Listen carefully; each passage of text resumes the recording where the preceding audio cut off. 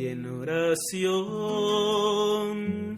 quiero preguntar, Señor, quiero escuchar tu voz, las palabras con tu amor, ser como eres tú. Entrando en el corazón de Jesús. Queridos hermanos, hemos venido meditando diferentes temas de nuestra espiritualidad cristiana, partiendo de los primeros principios fundamentales, luego la parte negativa y un poco la parte positiva de nuestra vida espiritual, la lucha contra el mundo, el demonio y la carne y la edificación de las virtudes, así como la contemplación de otros medios de crecimiento dentro de nuestra vida de fe. Ahora pasaremos a una meditación profunda del Sermón de la Montaña, la hoja de ruta, la carta magna del cristianismo, ahí donde el corazón de Jesús nos ha revelado por su boca aquello que ha querido para nosotros. Dice la Escritura: al ver Jesús a las multitudes, subió al monte, se sentó, y se le acercaron sus discípulos, y abriendo su boca les enseñaba diciendo. El Sermón de la Montaña es para todo cristiano un referente esencial para comprender el nuevo modo de vida de aquellos que han renacido por el agua y el Espíritu. Al subir al monte y sentarse, Jesús se nos presenta como un maestro de vida eterna. La palabra que ha salido de su boca nos ha revelado los tesoros de su corazón santísimo, según él mismo nos dice en otro capítulo del Evangelio: de la abundancia del corazón habla la boca. Estamos ante la revelación de lo que Dios ha pensado para el hombre según su vocación altísima de Hijo, ya que en Jesús, nos diría San Juan Pablo II, el Padre revela plenamente el hombre al mismo hombre. Meditar los capítulos 5, 6 y 7 de San Mateo debería ser una tarea recurrente para todo cristiano. He ahí la medida con la cual hemos de compararnos. Por eso se dice que es como la carta magna del cristianismo. En él encontramos el itinerario de vida por el cual nos conduce el Espíritu Santo.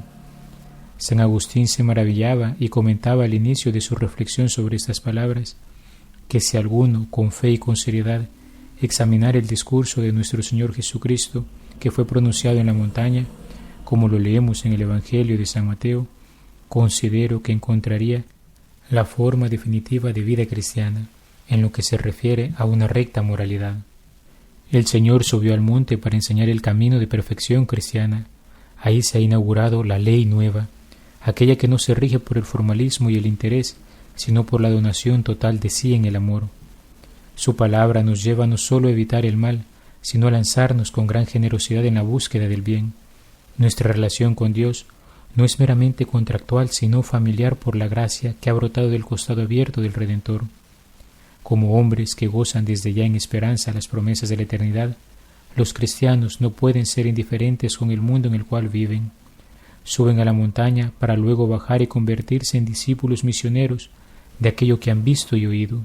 Por ello roguemos al Padre de las Luces que disipe de nuestra mente todos los pensamientos vanos, perversos y ajenos, que ilumine nuestro entendimiento y encienda nuestros afectos para acoger con gozo la dulce voz del buen pastor, que nos quiere llevar a gustar de los prados siempre verdes, donde no llegue el lobo ni el asalariado, donde reposaremos con tranquilidad en su descanso, como dice el salmista: mucha paz tienen los que aman tu ley, y nada los hace tropezar. Dice el Evangelio: bienaventurados los pobres de espíritu, porque suyo es el reino de los cielos. Bienaventurados los que lloran, porque serán consolados. Bienaventurados los mansos, porque heredarán la tierra. Bienaventurados los que tienen hambre y sed de justicia, porque quedarán saciados. Bienaventurados los misericordiosos, porque alcanzarán misericordia. Bienaventurados los limpios de corazón, porque verán a Dios. Bienaventurados los pacíficos, porque serán llamados hijos de Dios. Bienaventurados los que padecen persecución por causa de la justicia, porque suyo es el reino de los cielos. Bienaventurados cuando los injurien, los persigan, y mintiendo digan contra ustedes todo tipo de maldad por mi causa. Alégrense y regocíjense, porque su recompensa será grande en el cielo. De la misma manera persiguieron a los profetas antes de ustedes. El Sermón de la Montaña es el primero de los 5 grandes discursos que nos presenta el Evangelio de San Mateo. Podríamos llamarlo el discurso programático de Jesús. En él encontramos un verdadero itinerario de vida. Por esta razón, algunos lo llaman la Carta Magna del cristianismo. Aquí el Señor se nos presenta como un sabio maestro espiritual, pues nos enseña a vivir la vida divina de la gracia. Toda la existencia terrena del cristiano es un regresar a la casa del Padre, es un peregrinaje rumbo a la tierra prometida. A los israelitas se les dieron los 10 mandamientos como una serie de indicaciones para atravesar el desierto y vivir en la libertad que Dios les había otorgado al sacarlos de la esclavitud de Egipto. Al cristiano, habiendo entrado en la conversión, se le dan estas indicaciones que le permitirán no sólo conservar su nueva vida de hijo amado, sino también crecer en ella mientras se dirige a las moradas eternas. La vida moral del cristiano, su modo de comportarse en este mundo, sólo tiene sentido en razón del fin al cual se dirige. Si por un lado salimos de las manos de Dios al ser creados, por otro volvemos al seno de su amor como hijos al ser redimidos por la sangre de Cristo. Al hacer memoria de la conclusión del Evangelio de San Mateo, encontraremos que Jesús dice: «Id pues y haced discípulos a todos los pueblos, bautizándolos en el nombre del Padre y del Hijo y del Espíritu Santo, enseñándoles a guardar todo lo que os he mandado». En este discurso encontramos muchos de esos mandatos que se convierten para nosotros en doctrina de vida eterna que hemos de contemplar, vivir y transmitir como verdaderos discípulos y misioneros.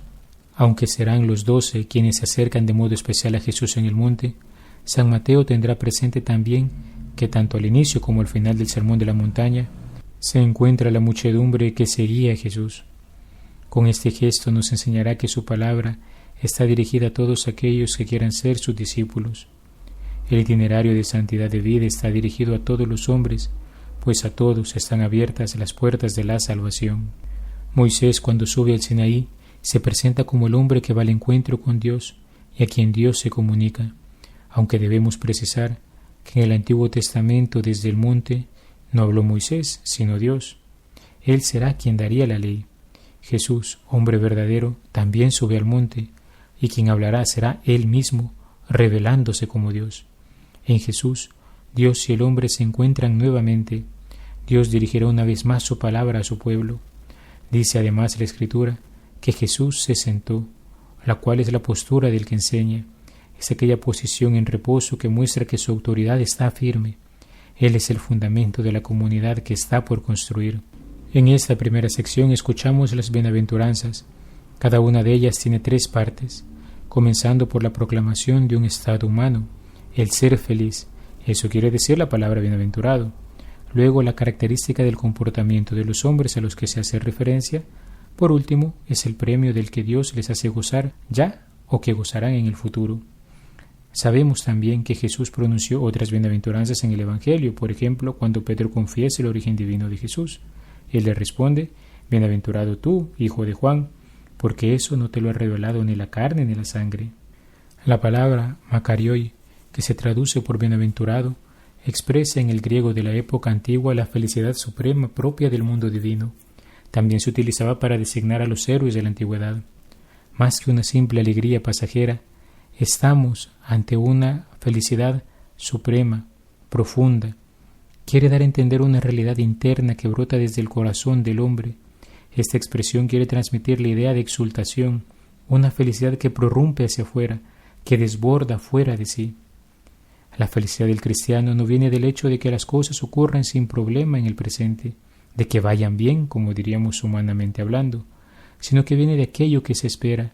Se trata de un gozo real, fundamentado en Dios, pues Él es el que dará la felicidad.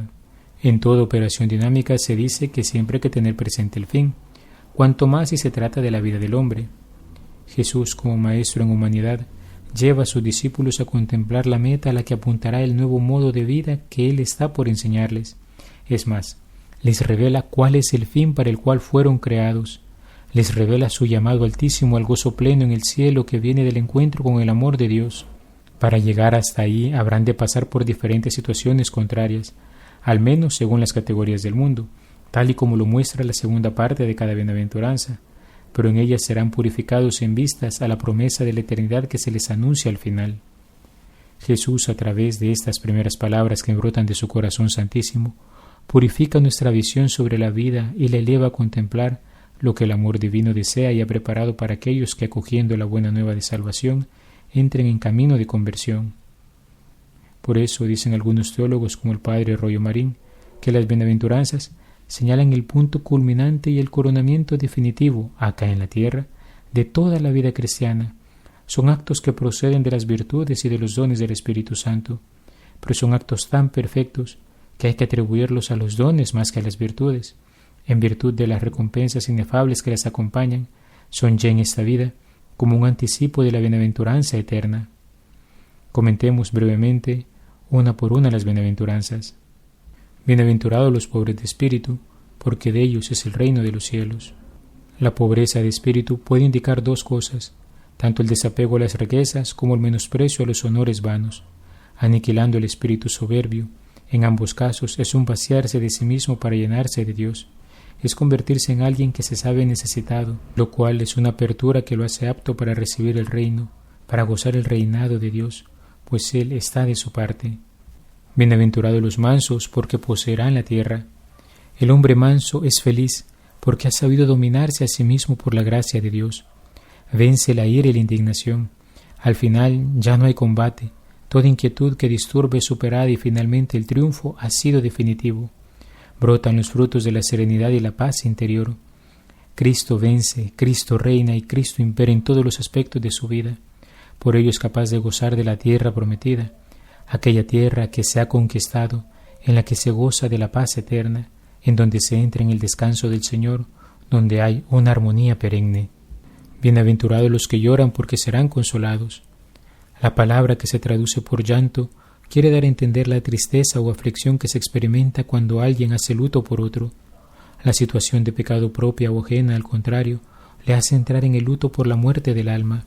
Se trata del hombre justo que arrepentido llora sus pecados pasados, pues descubre cuán mal ha estimado las cosas, cuán erróneamente ha servido a las criaturas en lugar de servir al Creador, lo cual le lleva a volverse al camino del Señor, poniéndolo él primero. Con los ojos lavados por las lágrimas, ahora es capaz de ver al hermano que pasa necesidad y no ser indiferente ante su sufrimiento, y se hace capaz de llorar con él y por él, hasta lanzarse a su auxilio para encaminarlo a Dios. Bienaventurados los que tienen hambre y sed de justicia, porque serán saciados.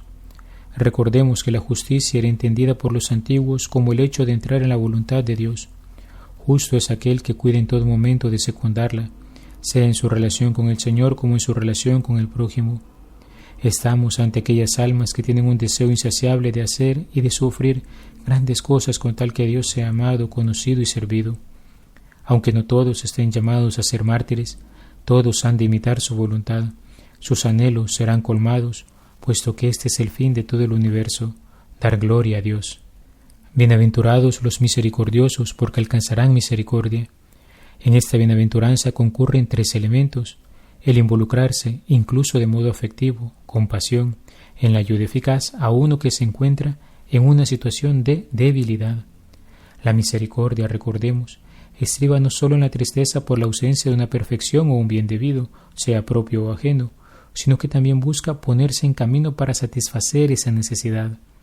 Jesucristo prometió la recompensa de esto también en el capítulo 25 de San Mateo.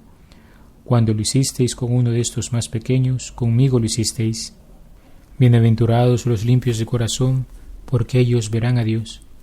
Se dice que hay dos clases de limpieza: aquella por la cual se expelen todos los pecados y afectos desordenados de nuestro interior, lo cual se realiza a través del ejercicio de las virtudes y las acciones de los dones del Espíritu Santo, y aquella que se realiza al depurar la mente de la memoria de las cosas pecaminosas del pasado y de los errores contra la fe.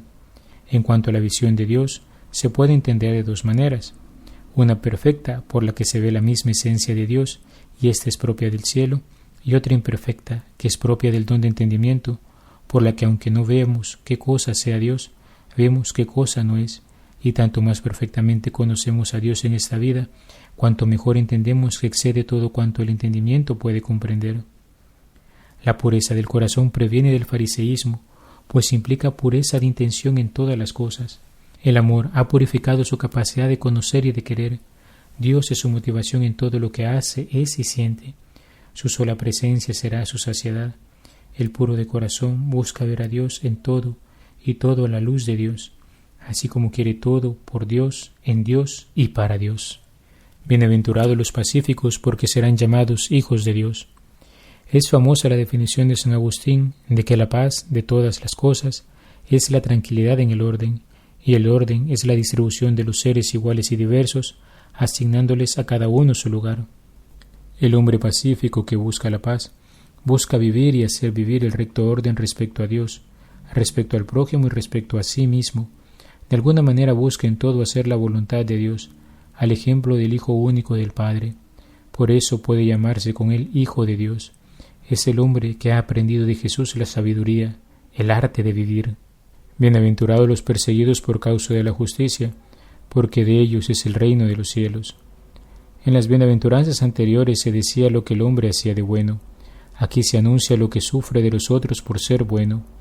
De los hombres se recibe persecución, mientras que de Dios se recibe pura bondad. Se trata de aquellos que son perseguidos por vivir según la voluntad de Dios, a imitación del justo Jesucristo. Por eso inmediatamente se anuncia: bienaventurados ustedes cuando los injurien, los persigan y digan cosas falsas de ustedes por causa mía.